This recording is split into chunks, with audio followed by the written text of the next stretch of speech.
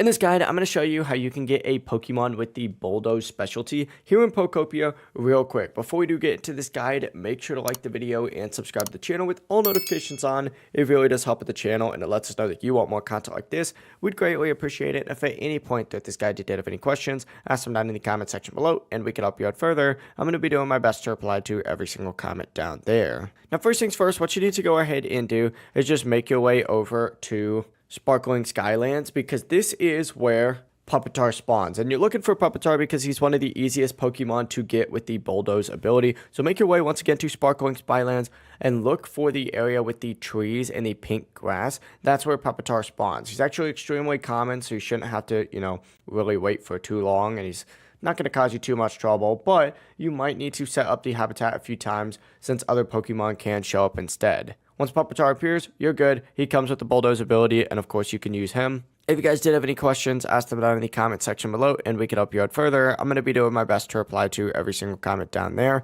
Before you guys do leave this guide, make sure to like the video and subscribe to the channel with all notifications on. If it does help with the channel and it lets us know that you want more content like this, we'd greatly appreciate it. Have a great rest of your day, though. Peace.